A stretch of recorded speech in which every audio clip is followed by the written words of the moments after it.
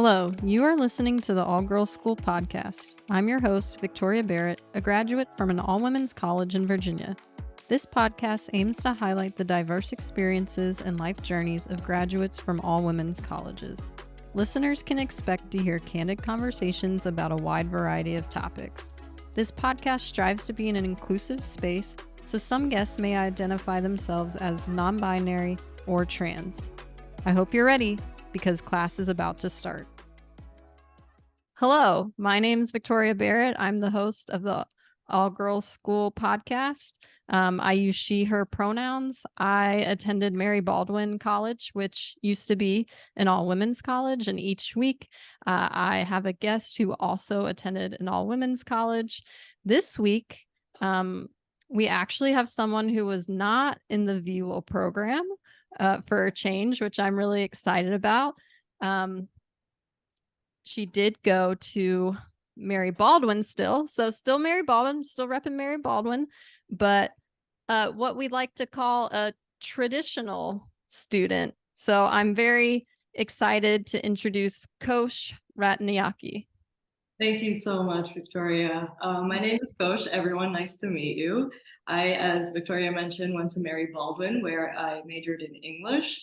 I'm originally from Sri Lanka. I was born there and lived there for a few years before my family and I emigrated to the DC area, and ultimately settling in Maryland. My pronouns, I go by she, her. And yeah, I'm really excited to be here and to just see what conversations we get into. All right. So you kind of gave some information, some background information. How did you find out about Mary Baldwin College? Because I know pretty much most of the other guests I've had on, were very much attracted to Mary Baldwin because of the VWIL program. So I'm just curious, what put Mary Baldwin on your radar? And were you actually looking at all women's colleges, or did you just stumble into Mary Baldwin? Right. It was a very funny situation, actually. It happened by chance. I think I had signed up for some college application website where they just sent me informational materials about just certain colleges, all over the world based on what my degree of interest was, which was English at the time. So I got this little pamphlet thing in the mail from Mary Baldwin, and I was like, okay. And I looked through the programs. I mean, their brochure looked cool, but I never really looked into it. I didn't actively seek it. It was a very small liberal arts women college, and I'm in the DC area. There are bigger colleges there, so it never really crossed my radar. And at the time, I wanted to go to, I think it was St. John's University in New York. Yeah, my parents were like, no, we're not shipping you up to New York. It's ironic because I just spent 5 years in the Middle East. Yeah. But yeah, when I was, a kid, I couldn't go up to New York for college. So my friends and I were discussing, college in general. And then one of them brought up Mary Baldwin. And her name is Perry Wilson. She attended Mary Baldwin for a little bit. Yeah. And she and I were very close in high school, and so we were both like, hey, you got, information about it? Yeah, me too. Let's look at it together. So she and I ended up touring Mary Baldwin with my dad and her mom. And we were like, I mean, it's pretty cool. It's very quiet. The hills are going to kill us, but I mean, shape, it's fine. Our parents liked it. It was all around okay. And it seemed like it would be a smooth transition from high school to college. So we ended up applying, we got in. And for me, anyway, I can't speak for Perry, but the VWIL program never really piqued my interest. I saw it and I thought it was cool because I've done JRROTC, things of that when I was growing up. And I was like, at some point, maybe I wanted to go into the military, but I never thought of it like that. I think I was too stubborn to ever commit, but yeah, I just went in and I considered maybe I should try VWIL, but then I saw you guys and I saw what you guys had to endure. And I was like, it's not really for me, I respect it, I get it, it's not really for me. And I just stayed on the traditional route. Yeah.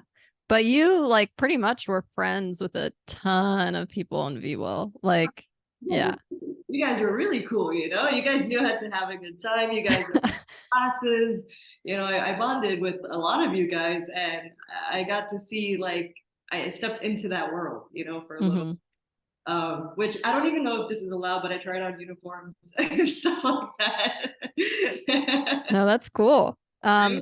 You played you played soccer, right? Good, yeah. Yeah. Yeah. I think that's how a lot of like also like some of my sister Knowles like knew you and got to Yeah. know you was through soccer too. Yeah. Some With of my best friends, even till this day, were formed when I was in soccer. You know, it was yeah, such a bonding experience. I loved it. yeah, that's awesome. Um, let's see, what is my next question? So you were interested in St. John's. Were there any other colleges that you thought about going to? No, I wasn't really ambitious in that way. I was like, let me Mm-hmm. like I just want to get in at the time. And it's funny, ironically, because I'm a teacher now, like I'm and I see the value and importance of education. But honestly, quite frankly, at the time I didn't. When I was just getting out of high school, I was like, okay, this is just something you do.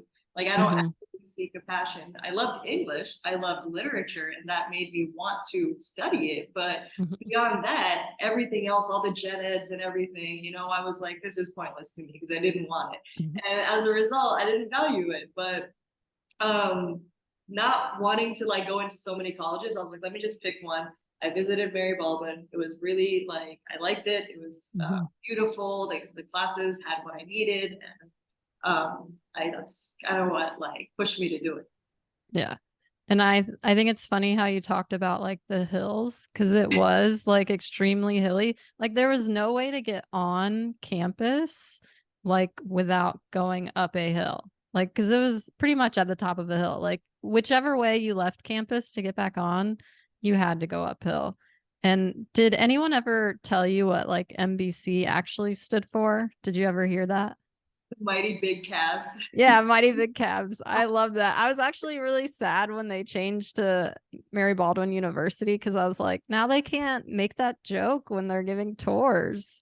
It's not going to be as fun. But no, I definitely lived it. And I would remember as freshman year, I would scout out like, what's the least hilly way? Like, give me Yeah. something, you know. But even then, you're gonna feel a burn. Yeah. Yeah. It was either a hill or stairs. Like there was no Right? escaping it. No Yeah. reprieve. There's nothing. It's either you Yeah. go through the stairs or it's like two different types of torture. Literally pick your poison. Yeah. I think we got used to it by the end. We're like, okay, well, I'm down in academic. Now I need to go all the way up to Deming. Oh, well, I got Mhm. 10 minutes between classes. You know, we just did it. Yeah. Yeah.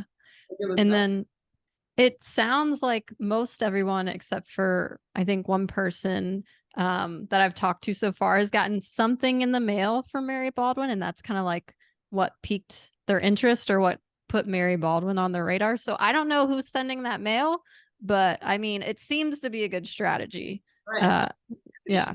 Deserve So yeah. yeah, whoever is sending out that mail, it's working. It's Right. clearly working. It's Right. putting it on a lot of people's radar. I think so. Even still today, you know, it's not like I follow them on social media, but I, Hmm. you know, such as alumni, and I see such a diverse crowd, you know, and Hmm. like, it's still like bright-eyed, bushy-tailed, you know, freshmen Hmm. who are excited to be there, you know, and so Yeah.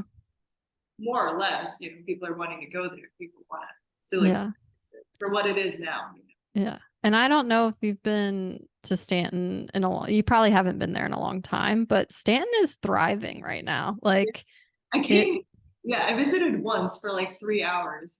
yeah. Yeah, it was so funny. I went for it once and I saw it. You're right. There's so many different shops. I mean, people are out and about, you know. I Hmm. don't know. It's developing in a way that we never saw. Yeah. Yeah. It was definitely a little more sleepy eyed when we were there. It's even, But yeah, it has its own Chipotle now. Mhm. Um, That's right. It does. Yeah, like so many like on right on off of the interstate, there's so much more to Yeah. where I just remember, I don't know if you ever did, but I know we would drive sometimes to like either Charlottesville or Harrisonburg just to get Chipotle. Yep. That's what we did. Yeah, like 30 minutes either way, like just It's to an get hour for Chipotle. me. Like, I what? know. Yeah. Well, we were so deprived, you know. Yeah. And this is great. Masaki is awesome, but that's all Yeah. we had, really, you know. Yeah. But now I see it's on the come up. There are more hotels as Mhm. well, more Yeah. restaurants, and it just seems livelier. So good for them, you know. Yeah. I know. Stanton is on the rise. Let me see. Um, I don't know if I have this later in the questions, but I don't know. I'll ask it now. Um, Looking back, uh, are you happy that like you went to an all women's college? Would you change anything about your college experience? I don't regret it at Mhm. all. I think it was vital in who I am today in Mhm. terms of like my character development, my gender expression, my gender identity, just everything in general. I know that if I were to change one thing, it would be my appreciation for the academic portion of it. I think I clowned around a lot. And like looking back, like me as who I am now is like I'm the most studious person ever. Like I'm currently enrolled in my master's and I'm the one leading the group project. I'm the one who's like staying on top of it, you know? And so Nice. like a complete 180. And I just wish that like I was like, damn, I wish I had this, you know, but I didn't for a reason. And Hmm. I just needed to figure it out. I needed to go through those motions of not appreciating it, becoming an educator, and then appreciating it even more. You know, it's Yeah. very like sacred to me, like the institution of education. So Hmm. I feel like I needed to go to Mary Baldwin to get myself out there. I don't think I would have. I don't think I would have cared if I went to a co-ed college versus a women's college. I think both ways would have ultimately ended up in the same path. Um, but I think that would be the only thing I regret, just like paying attention in class a little bit more. Yeah. Um, was there anything else with your experience as like a traditional student that you feel like stood out for you, or were there any, like, I know you participated in soccer, were there any other events or programs or traditions at Mary Baldwin that really stuck out to you during your experience? I wouldn't say they're separate from Beagle traditions because we Hmm. all share the same ones, like Yeah. Mixers and Apple Day and stuff. So I think I cherish all of those, you know, Hmm. moments because I think that in a traditional everyday life, like everyone was going on in their own separate lives. Like Beagle had their own thing going on, the athletes had their own, people in different degree programs had their own things going on. But then when we would come together, during Apple Day, we're like, okay, we could put all of those differences aside, you know, and then just hang out and be friends or do whatever, you know, because I know like with Vivo, there are so many restrictions, especially in your first Hmm. year, that like you can't socialize and build connections with traditional students in the same way that us traditional students did, you know? So Yeah. having those little pockets of those holidays, and I recognize it. My friends would tell me about it. They're like, it's nice that we could all hang out, you know? And I'm like, Yeah. yeah, you guys are on lockdown and you could, you know, I know. Yeah, freshman year is a little rough as far as like being able to connect with students who aren't in VWIL, because VWIL very much like consumes everything, and like it's all about building your relationship with your null class or whatever, which does like isolate you. And a lot of the times they put us on confinement. yeah. So it's like, oh, we can't leave. Yeah, exactly. Yeah. And even like if you break it down to certain things that you guys had to do or certain regulations you guys had to comply by, and you think about it, it's like for example, you guys could walk on grass or something, like you guys Yeah. had to walk a certain way. And like think about like what that does to like the psychology of somebody, you know, like Hmm. it's like, damn, I can't even walk the way I want to walk like from class, you know? Yeah. Like and it's like that level of discipline that like is so removed from the everyday experience that I feel like it could be sometimes hard to relate to the tradition. Yeah. I still feel weird cutting through grass. Like I still feel weird about it. But I like that you mentioned Apple Day, because that really is, I think, probably the best tradition that Mary Baldwin has. Yeah, It's just, oh, 100%. yeah, it's a lot of fun. And then like my favorite part was always the dodgeball competition, Oh, because attack the pack. Yeah. yeah, like I feel like every class went hard like Oh, during it that really, competition. oh man. Like no Yeah. one was chill. Everybody No. was up at 100. They were ready Yeah. to destroy whatever opponent. Yeah. Oh yeah. Yeah. It was cutthroat. Like, I feel like anyone who would have like been an outsider, if they were to come in there and just see like that dodgeball competition, they would have been like, "Oh my God." Like, like what Like is a this? bunch of women like just Yeah. releasing all of this pent up energy, Yeah. like, and it was like what, October or something, it's right Yeah. around Christmas. So everyone's just like Yeah. It's like it makes me think of Mean Girls when there's like the the scene where it's like they just have all the animal noise in the background. That's what I think of. Like, because that's what it was. it's like, I Yeah.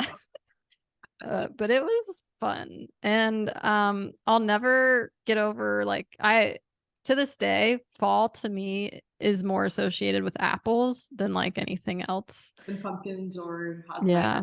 Yeah. I love apple cider. I love apple cider donuts. Like, yeah, apple day was my favorite for Yeah, sure. no, it really was. And just having, I don't know, everyone's like, okay, no classes, we have the day off or something Hmm. special. And then all of your friends at other colleges are still, in class or whatever. And I don't know, it was like our thing, Hmm. enjoyable for sure. I was on the cross country team, and one way that coach would like prevent us from doing anything stupid like the night before on Apple Eve, because I mean, you know, Right, right. everyone knows about Apple Eve. Apple Eve was Everyone, a good time. Coach right. would have like like well, we always had early practice, but she wouldn't change it for Apple Day. Like it was still like super early in the morning. And I think there was one time where I don't know if I made it. Like my memory's gone. Like I can't remember if I made it there and some of my sister Knowles didn't. And then it was like, where are they? Or maybe I wasn't there too. Like my memory's fuzzy, but I know like either some or all of us skipped Apple Day practice, and Coach Spalding was pissed. Yeah, Yeah. understandably. Yeah. What was the punishment? What did she make you guys do? Man, I don't even remember. But honestly, Coach Spalding's disappointment, I feel like, is punishment enough. That's Because yeah. that's the one that'll hit you right there. Yeah, it stings. Like, especially like I'm sure there was a conversation, and just like there's nothing like worse than like disappointing, like that disappointment. And it's like, What do yeah, you you mean? really disappointed me, but and it's like, yeah, we No. did. Yeah. And you know how close we are with our coaches, I like, know. and then to have that, and that's happened. We had Coach Holmes, he was our soccer coach, and there was several instances where we had let him down. And like first, like it was like, all right, we're gonna run you out during practice. So he would have us do some gnarly conditioning drills. Like I'm talking like, the soccer bowl. It was literally Hmm. got to start from the top and then just go all the way to the other side of the hill and just keep going back and forth and back and forth. And Yeah. at one point, I was like, I don't even feel my legs. Like, I don't know what is like pushing me. And like stuff like he had, you remember Charlie and like the Hmm. water truck. And Charlie put the water truck in like neutral or just didn't press accelerate, and then we as a team in groups had to push this thing up the hill. Like, we had all of those, shenanigan consequences, I would say. Yeah. But then it turned ultimately into him being disappointed in us, the coach, and we're like, Hmm. man, that just, all right, guys, we really need to tighten up, like. Yeah.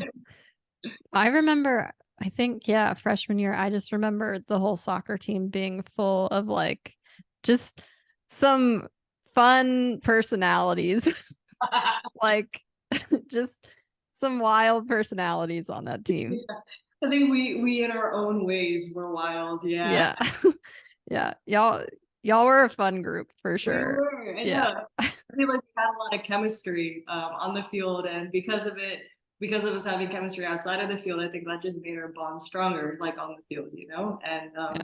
we won a lot of great games. We did a lot of really, really good moves and things like that and plays. But at the same time, we had like just severe losses, and that's things that like we couldn't prevent. Like at a skill level, the other team was just better. Hmm. But we handled those together, and I feel like that strengthened the bond as well. So Yeah.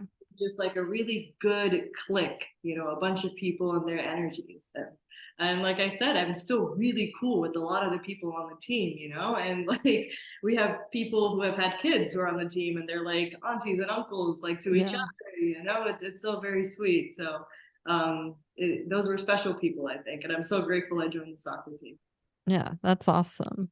I want to keep talking about experience at Mary Baldwin, but kind of shift the subject a little bit. One of the episodes that is coming out this week, I don't know if you know who Jazz Roll is. Um, Definitely. yeah. But yeah, we had a chat about what it was like being queer at Mary Baldwin. Do you have any input on what the queer experience was like for you at Mary Baldwin? Yeah, it was very supportive. It felt very safe, I would say. Mhm. It held a level of safeness that I don't think would have been the same at a co-ed, you know, Mhm. institution for sure.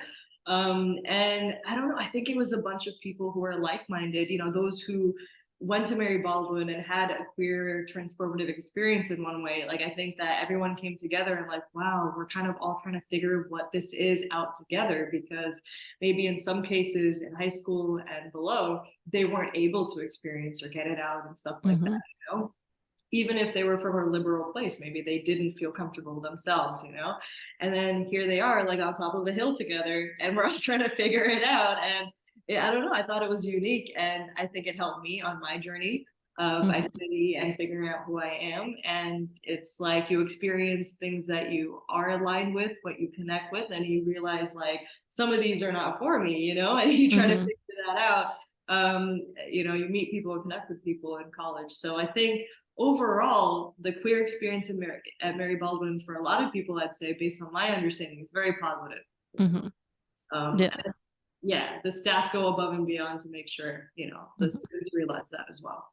Yeah, I agree. It definitely felt very safe, and I think it was like the first place where I saw like other queer women and just like being queer. And I'm I'm pretty sure it was like the summer between like my sophomore and junior year.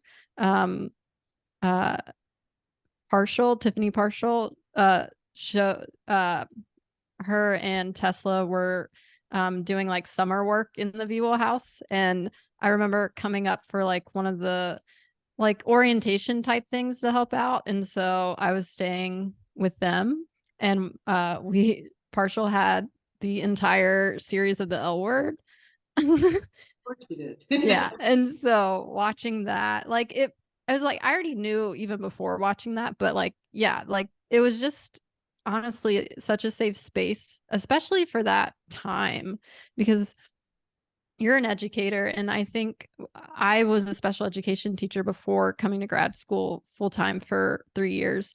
And it's kind of like night and day how far things have come in just like a short amount of time since like we were in middle school and high school.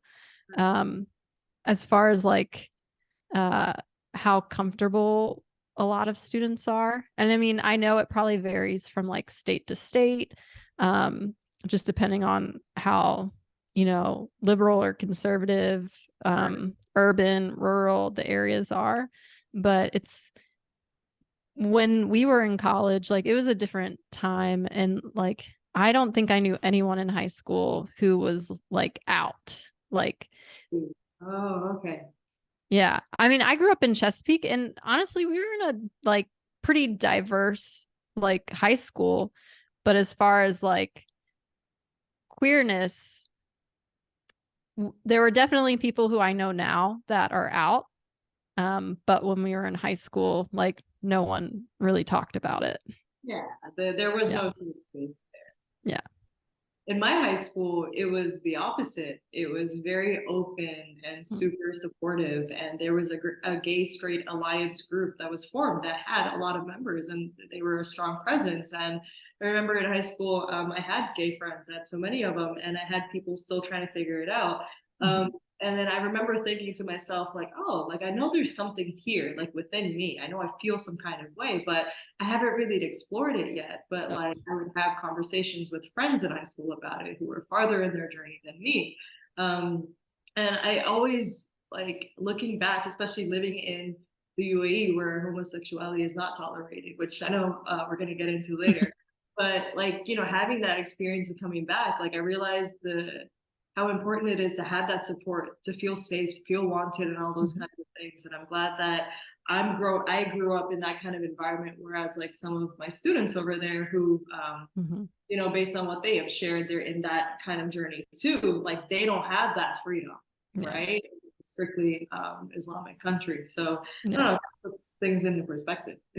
Yeah. No, that's cool that y'all had a gay straight alliance club. I remember very vividly my senior year telling two of my friends in my government class that I was going to Mary Baldwin. And it was an all girls or all women's college. And one of them, Jordan, he was like, "Oh, so you're gonna like turn into a lesbian?" Right, right. So number one stereotype. But Yeah. and the funny thing was my friend Miranda, who was there, laughed. But here's the thing. We talk about that stereotype, right? Like anyone who goes to an all women's college has to be a lesbian. But the funny part is that like my friend who also laughed at it, like went to a big state co-ed school at the end of college. We're both out as like queer. Well, So it doesn't matter. Like exactly. yeah. It's But it just a did, yeah, generalization. yeah. Um, but yeah, I just thought that was funny. And especially when that stereotype comes up a lot, because that's really what me and Roll were talking about Yeah. in that episode. So yeah. I think I know. I get why people think that way because Mm-hmm. again, it's like this really safe Mm-hmm. space for anyone to Yeah. come out, and theoretically, more people would in turn come out. So Mm-hmm. it's like the statistics and logistics behind it. It kind of makes sense that people would come out. Yeah. So that I guess in turn provides a greater output. Yeah. Um, but I'm sorry, my dog is like barking at me. I knew this would happen, but it's okay. Hopefully he'll get over it and we I'm can sure talk. one of my three cats at some point is going to come interrupt the show. So Yeah. Um, but yeah, I figured this might happen. So I'll just, if you hear him bark, just it's okay. He's a, he's you trying to know, say something. It's a podcast. He has to say something too. yeah. After college, you said that you got into education, right? How did you, was that something you always planned? Because I know you said that you wanted to study English. Was the education route something that you had always planned to do afterwards? Yeah, I think at some point I wanted to become an educator, but more Hmm. so a professor. When I was Hmm. first looking at majoring in English, I ultimately wanted to be a writer and really focus on developing my craft in literature and then have a living as like a journalist, a little bit of that. Because I had two really, really amazing English teachers my junior and senior year of high school. And I was like, I want their brain, I want the way they think, they left such an impression on me that I knew that that was what I wanted to do. But I remember one of the requirements or something where I had to do it. I had to sign up to be a tutor at the Writing Center. And I was like, let's see what this is about. And so I enjoyed it. I loved dissecting people's art, I guess. It's just like Yeah. communication and it's like redlining it and showing them why, these rules apply in this way, and it was really fun. I felt like it wasn't just about telling people what was wrong with the paper. It was like building a connection with people because like I don't know, it's sometimes it's hard to write, it's Hmm. hard to articulate what's going on up there, especially in an academic sense, if I don't know, English isn't your first language, or Hmm. somebody is bad at English just as much as I'm bad at math. So Yeah. but I found a way to connect with people while doing the tutoring program. I was like, I kind of want to do this, but I never really looked into it after I graduated. I was trying to find a job and I randomly got into insurance. It was like the easiest way. And so I did that for a little bit. I was like, what am I doing? I was like, this is not my life. Like, I can't imagine like everything I've gone through and like, I don't know, 10 years down the road, I don't want to be in the insurance industry. Yeah. Yeah. That's not like that's not my personality. Yeah. Um, so I started looking for a new job, and then there was a position for an English tutor with this company based in Richmond, Virginia, and I was living in Richmond, Virginia at the time. So basically, I was a tutor for their middle school and elementary school kids, and so I'd help them for their like state testing, basically. And I loved it. Developed friendships and relationships with like the administrative staff, you know, professionally. And then one of the assistant principals reached out, and she was like, "How would you like to become a teacher? We could get you a provisional license. We could, you know, you could take your courses and teach at the same time." And I was like, "Okay, well, it's kind of like bringing me back to my writing center days. It's, you know, I'm enjoying, you know, teaching kids, tutoring them, and seeing that aha moment. You know, like imagine if I could do that to a classroom." And so I did that. And my first year of teaching was very challenging, I think, because I mean, you've been a special educator before. Like Mm-hmm. everybody wants to be Miss Honey and Matilda, but you end up Yeah. becoming, you know, Yeah. Yeah. no matter who you teach, you know. Yeah. Yeah. And so that was really difficult. And then I did it in one way, you know, and then that was the year right before I applied to work in the UAE as an English teacher. And so I did like 1 year in middle school, and then I moved to the UAE, and then I was a teacher for like 4 years additionally before moving on to my current field right now, which is behavioral therapy or ABA. Awesome. Yeah. Yeah. So, you mentioned moving to the UAE. So you just got back. You were there for 5 years. So what made you want to apply to teach in the UAE, and what was that experience like?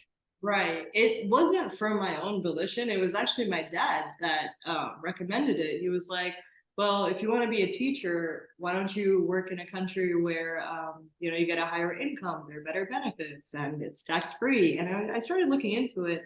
And then, you know, I was allured, I guess, by the lifestyle, and everybody knew what Dubai was. You know, like you had Mm-hmm. and like I don't know if anybody gets a chance to work there, I think they would jump into it, you know, having not lived there before, just being an American in general. And so I went for the interview in New York. My dad took me, and I thought I failed it. I don't know, they made me so nervous. They were very formal, you know. But then I got like the email a few weeks later that I got in, and I was like, "Whoa, this is exciting! Like this is about to be the next chapter of my life." I think I was like 24 at the time or 25, and I thought like I knew it all, and I was like, "This is me. I'm a big girl. I'm an adult. Like this is I'm Yeah. gonna move," you know. And then I get there, and it was, man, it was like a slap to the face, like in terms of like a culture shock and just like trying to figure things out and be an adult in a different country, Mm-hmm. language, and a different religion, right? Yeah. And so I don't know, it was hilarious just having that. Yeah. What do you think? I don't know if you heard that. That was my dog. Oh, I know, it's so funny. Oh, okay. That good. Yeah. He just barked at me. So I mean, that's probably good that you can't hear it, because if you can't hear it, hopefully when the file gets uploaded, no one can hear it. Right. But yeah, he's kind of mad at me. Do you need to check in on him? Is he all right? Well, he's just he wants to go outside, but it's 10, we're on the 10th floor, so it's not like a quick deal to go Yeah. outside. Well, if But you need to, I'm okay with that. Like, I'm not pressed for time. yeah. If you want to let him out, it's okay. Oh, no, he's fine. He's just needy sometimes. He can chill for like 20 more minutes. He'll be okay. I get it. But yeah. Um he's a husky, so like he always wants to go out, to I be was, honest. And it's something about when I'm on the computer yeah. that he's like, "Yeah, excuse me, now that you're busy doing something, this is when I'm gonna bark at you. I'm not gonna bark at you before that." Like, it's funny, I had an online class, one of my classes is online, and he has never barked at me when I'm like watching TV during that same allotted time period. But then as soon as I have an online class, he's like, "I'm barking at you." Yeah. Exactly. That's how my cats were. You know, during pandemic, I was teaching from home through Zoom, and it was clockwork. It's like my cats knew my schedule. They would Yeah. wake up right when I was signing on, and I would, you know, be teaching, and then I would ask my students a question, and then of course it'll fall upon deaf no one's paying attention during online class. And then all of a sudden it's silence, and my cat just like meows loudly, and the kids start laughing, you know. That's hilarious. I just started using it as a reinforcer. I was like, look, if you Yeah. guys want to like see my cats at the end of the period, gotta get the work done. You know, and they Yeah. work. They wanted to see the That's cats. hilarious. So you did say it was a bit of a culture shock. What do you think are maybe some misconceptions that a lot of Americans might have about living in the UAE that might surprise them? I get this a lot, especially since moving back recently and meeting new people. Everyone has this perception that the UAE is just as conservative as other countries in the Gulf, like Saudi Mhm. Arabia or something like that. When in turn, I think it's more so like the New York of that region, like a lot of people have been saying. I think like the initial cultural shock was because it's like the temperature and everything Mhm. around it, the desert climate, and just dealing with the heat and humidity. I came in the beginning of August, which is pretty much the hottest time there. I mean, temperatures can reach 130, Yeah. 140 with the humidity. And I'm like, coming from Virginia to that, Mhm. you know? But aside from that, it's just the general way of living, the language, just the culture. It's a lot more relaxed than what we're Mhm. used to in the US. And everything is kind of built on like relationships and connections versus like business transactions, like sometimes you just want to go and get stuff done, but there it's Mhm. like different, and like I think they like people in general over Mhm. there, they value you more, they have like a stronger pull to you if you take the time to build that connection. So I had to like learn my patience and small talk. Mhm. That is Yeah. It does seem like that's a very like American thing to where we're so focused on we're so task oriented and like we are always just like hard charging and it is kind of like what we were talking about before we started recording to where like that's just our mentality like through right. work. But a lot of other countries, like I've lived in South Korea, I've traveled to Europe. Um, I was in Kuwait for 9 months on a rotation there. So I understand exactly the heat that you're talking about and that desert life. You know, it's rough, especially during those months. I know. Yeah, it's like you don't want to go outside. It's so hot. And then Um, it's like you're settling in, so you have to go out, you have to go get furniture, you have to like order stuff, and like mhm, it's like you just want a reprieve from the heat, but you just can't like yeah. you know. But yeah, I definitely get that. Americans, we're just like go, go, go. Like and um and we you see it like we don't have that much paid like time off and things like that. So like but Yeah. I think our generation is trying to step away from that. We're trying to take more time for ourselves to travel, to do creative things, find creative outlets, Mhm. give ourselves like more purpose and meaning as opposed to just constantly working and burning ourselves out, trying to find that balance. Right. And I think for the longest time when I was an English teacher, I felt burnt out. Like I enjoyed what I Mm-hmm. was doing, but it got to a point where it just felt stagnant. And I was like, Mm-hmm. this is not going to be my life. Like I go to work, come home, eat, sleep, rinse, repeat, Yeah. it's fulfilling. So I kind of like moved careers. And then like I was like, okay, I'm not the next thing I'm gonna do, I'm gonna have to love it. Like I'm gonna have to be so passionate about it that I'm okay with leaving my bed and my cats and my life and Mm-hmm. going and dedicating myself like 1,000% and then coming back. And Yeah. so I finally found like that good balance, I think. Mm-hmm. So like I don't know, like I think that's vital, for like my mental health and being okay, like with Mm-hmm. working so much and like just being in, the rat race is like at least I enjoy it. At least I'm having a great time and at least I can learn from it. Mm-hmm. And I just wish that more people had that same opportunity because I know a lot of people our age, like we're stuck in stuff that we want to get out of. And Yeah. we just don't have the circumstance, the resources, or just like the background to get into it. And it's like, man, it's like a tough Mm-hmm. world out there. You can't like get into something you're very passionate about. Yeah. And it's also kind of like scary to take that jump or take that leap and that risk. So I think I think there's a lot of people, yeah, that want to get out, but maybe are just scared. But also resources and things like that Right. are a big factor. Like my sister just switched from she had been working for like a family owned company in their sign division, and she had so much stress because I mean even though she wasn't paid as like the supervisor for that division, the sign division, she had that role and that responsibility.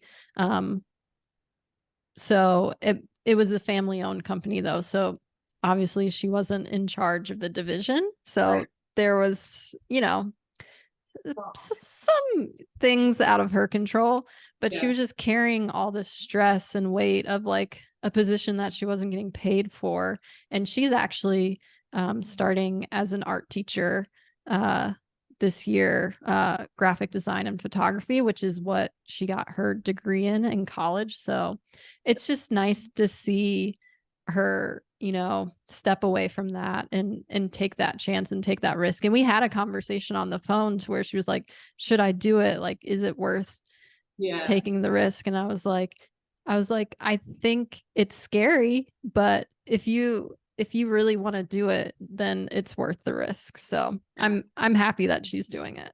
Good, yeah. And I think Yeah. it all that takes is that push, Yeah. like internal, like, okay, I'm gonna bounce back ideas with my sister, but you know what? Like at the end of the day, I want to do it. And I think now, ever since I've moved to the UAE, I've been kind of trying to live my life in that way, with Hmm. like, moderation. But like, I don't know, before I moved to Florida, I didn't think I was gonna move to Florida. And I was in the UAE. I had been there for Hmm. 5 years, and my trajectory was gonna be there for the next like 5 to 10 years because I loved it there. I had my Hmm. friends, I had my life, I had my hobbies, all of these things, and I was enjoying my life. Like I felt safe, like the Hmm. UAE, despite a lot of misconceptions. And I think we should come back to like that part about the misconceptions. But a lot of Yeah. people around the world have this misconception that the UAE is like dangerous and all that kind of stuff. Hmm. But it's the safest place, And so I wanted to stay there, but then this opportunity came, and in a way, it was kind of like a promotion for me to use my skill sets in a whole different way. And I was like, well, this is going to really put me on the map, like in the Hmm. company and as well as like my career. So let me just do it. Yeah. And so I remember speaking to like my colleagues about it, and my assistant directors, and they were like pushing me, like, you have the skill set, you can do it, you can do it. And I was like, huh, maybe I can do it, Yeah. And then it just took that leap of faith to kind of just close out my life in the UAE and then just settle down in South Florida. And Hmm. this is my new normal, and Yeah. it took a while to like process that because I don't know, I was like over there for 5 years, like living my Hmm. life. And then this is now my new normal, Yeah. Going back to what you said about the misconceptions and like about the UAE being dangerous. And I think a lot of Americans, especially Americans that haven't traveled outside of the US, don't really understand what it's like in different countries. And especially they just don't do their research. Like the UAE is a wealthy country, and the buildings are amazing. It's clean, and like the United States, in comparison to a lot of other countries, is like I've lived in South Korea, I've traveled to Japan, parts of Europe, Canada, Australia, and things like that. And the United States has a little ways to go with like cities and public transit and things like that. We're subpar. Like, and yeah. I don't think a lot of Americans realize that it's much safer in so many other countries. Yeah. They're like unless you go to a third world country, like for when it compared to other like first world countries, like the United States, as far as like safety and things like that, is probably one of the least safe places that I've been, or I feel like.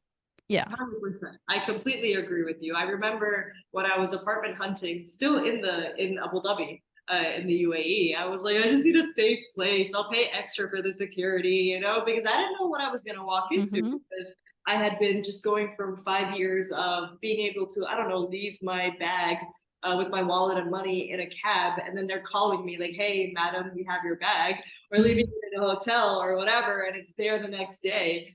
To like this, and like, I don't know, there are firearms here. People, you know, have a tendency to be more reactive, like Mm-hmm. explosive. And in the UAE, people just don't act like that. I think that's like one of the biggest differences, and a lot of misconceptions are based on this. That Americans are like, well, I came in there and like I was like, I don't know, somehow they got arrested or they got in trouble or whatever, and it's like, what were you doing? Oh, I was yelling. Oh, I was giving the middle finger. Oh, I was doing all this. Mm-hmm. Like, all of these things are which are explicitly prohibited in UAE law. And it's like, why didn't you do your research, you know, to do it? And I don't know, like there's a level of decency that's expected legally, Mm-hmm.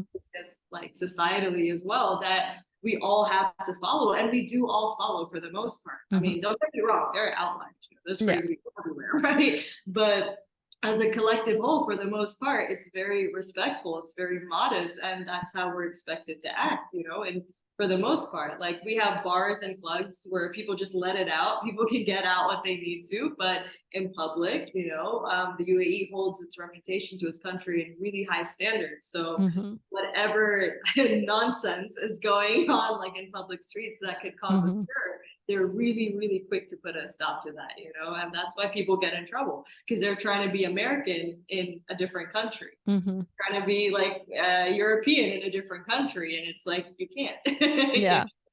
Yeah. When I was in South Korea, and I think they've gotten rid of it since then, there was a curfew, and there were like a lot of rules associated with like being in the military, like army wise, like 2nd Infantry Division. But a lot of that is because, you know, like American soldiers, especially guys, don't know how to act. So they've done things in the past that, you know, have set this precedent to where they're trying to prevent those kind of incidents happening Right. in that host nation and things like that. So because other people don't know how to act, it, you know, everyone else had, you know, to follow these Yeah. extra rules, which was definitely frustrating. But yeah, but that area was so safe. I I never once was ever worried. Even with the language barrier, even traveling to like different parts of South Korea, like never once was concerned for safety. And everyone was always just like so helpful, even if they couldn't speak English. I had a cab driver once call his son who could speak English.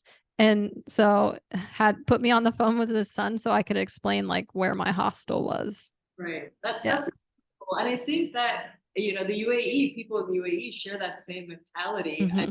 remembered missing, like the one of the first things I was missing when I moved back here is how eager everyone is, you know, when it comes to wanting to help out. Mm-hmm. Like I don't know, like my car is broken down several times on the highways in the UAE, and without fail, there would be some guy coming to help me in a truck, like in the tow trucks, and the police will come and they're just like, we'll take care of whatever you need. You know, they're so easy Mm-hmm. to do that, and they just don't expect anything in return. It's just genuinely done out of the goodness of their heart. But I Yeah. feel like in America, like yes, you have pockets of people like that do that, Mm-hmm. but for the most part, it's like a dog eat dog world out here. Like Yeah. I flew in from Abu Dhabi to Istanbul and then to Miami International, and I just remember how well taken care of I was in Abu Dhabi, and then moving to like to Miami, like I had boxes, I had luggage, I had 3 cats, and like no one wanted to help me, and Yeah. I'm like asking the employees, and they're trying to like charge me an arm and a leg to bring out like this big dolly. And I'm just Mm-hmm. like, dude, like I already paid like $18 to these like trolley carts. Now I got, you know, it's just Yeah. they try to take advantage of you, and like Yeah. it's a hustle world out here, like they're not making it, Yeah. they're trying to get theirs. Like I, you know, I respect it, but Mm-hmm. it's just starkly different, you know. Yeah. So this kind of leads into probably one of my last questions for you. What um maybe I think we might have time for another one too. But what is the best and the worst part about, you know, coming back to the United States? Yeah, I think the best part is just reconnecting with people, reconnecting with my childhood and like my Americanisms. So, and like, cause I don't know, became very like immersed into the UAE culture. I learned Arabic, I know all the food and all that stuff. And then coming back, I kind of like compartmentalize that a little bit and just focus on like American Coast. So like, I don't know, like binging Chipotle, go to Chick-fil-A, like, Yeah. like those kinds of things. So I just miss like being an American. And I recall like always being bummed that I was in the UAE during fall time because fall was like my favorite holiday, or Yeah. season.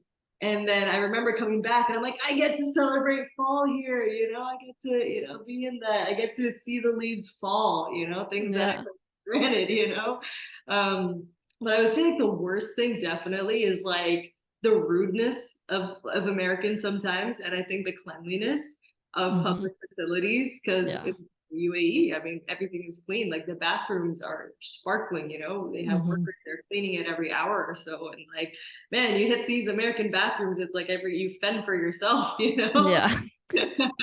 It's like how many times do you have to ask the person next to you for like toilet paper?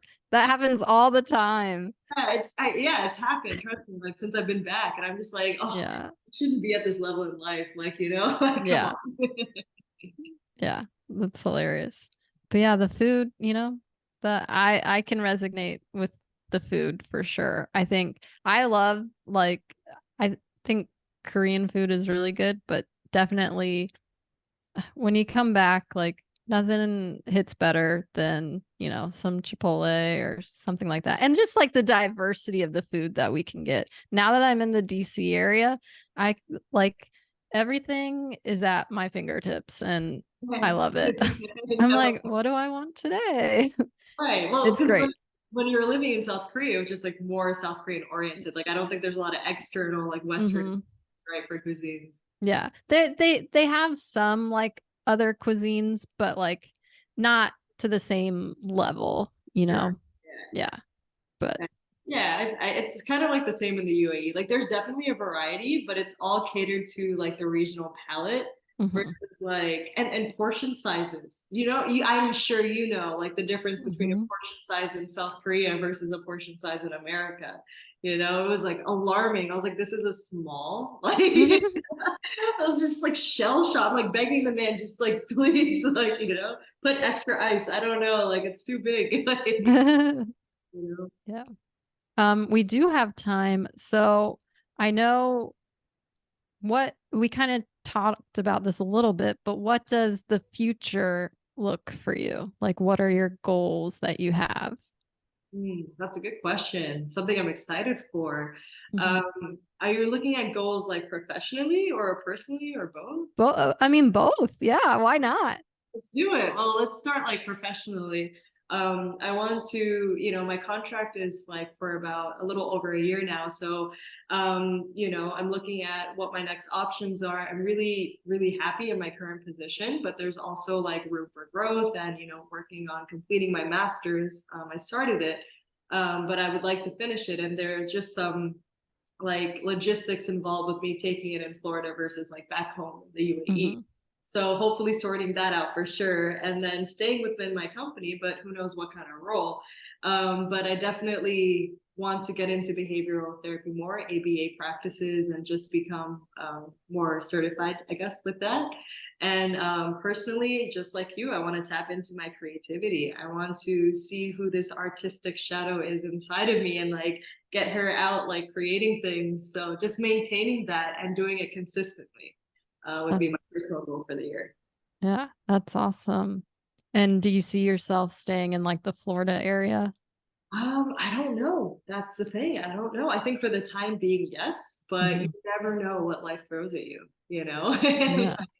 and it's like I'm open to seeing what else is out there too. Yeah. Awesome.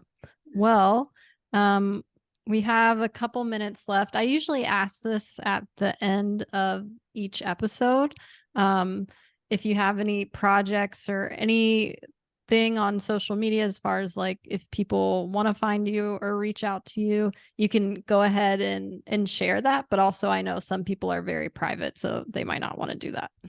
Oh, I wish I had something cool to share. I really do. But I think with my art kicking up, I'm gonna Mhm. create an Instagram page. So maybe you guys can stay tuned. Um, Yeah. like for future reference. But I think that with my creative input, I want to start producing and sharing, that with my audience. So who knows? Maybe down the road I'll have an Instagram page for my art. Yeah, that'd be awesome. If you do create it, then definitely I would be more than happy to share that on our Instagram page and help you grow your followers. That's exciting though. Yeah. Yeah, thank Yeah. you. I'm That's so excited exciting. for Yeah. it. Well, this has been a lot of fun. It, Yeah. like this is honestly my favorite part about like the podcast is just getting to chat and like catch up and see how everyone's doing. Like it's so exciting to see where everyone's at like in their journey of life. And yeah, it's just a lot of fun. I completely agree. I feel like we're connected, in a completely different way. And we had our conceptions about each other like over 10, 15 years ago. And we Hmm. come as like adults who've lived like, lives and you come Yeah. back, we kind of touch base on like the familiarities. And I don't know, it was really nice. So thank you for inviting me, to your podcast and giving this, opportunity for me to kind of share about my background and, my mindset. Yeah. And if I'm ever in Florida, hopefully I'll hit you up. We can get a drink or something. Please, or more. Yeah, for sure. Yeah. Yeah. That'd be awesome. You mentioned, by the way, that you are in somewhere in Virginia, right? Northern Virginia. Yes. I am technically living in Falls Church, Virginia, and then I am attending graduate school at George Mason University. Um, Cool. I'm I'm getting a master's in higher education, so the goal is to work at like a college or university afterwards, hopefully as like a director or an associate director of some sort of student center or program, something Yeah. like that.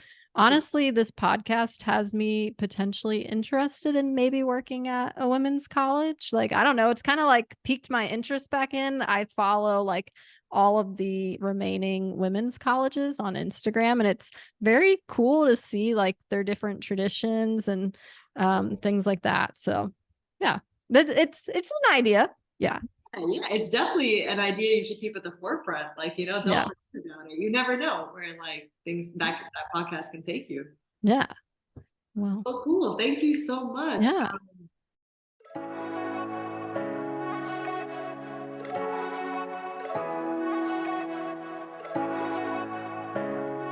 Thanks for listening to the All Girls School podcast. But before class is over, please take a moment to subscribe or leave a review on Apple or Spotify podcast.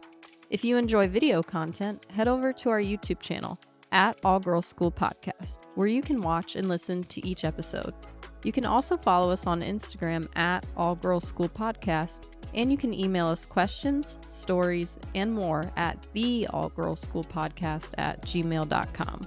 That's it for today. Class is dismissed.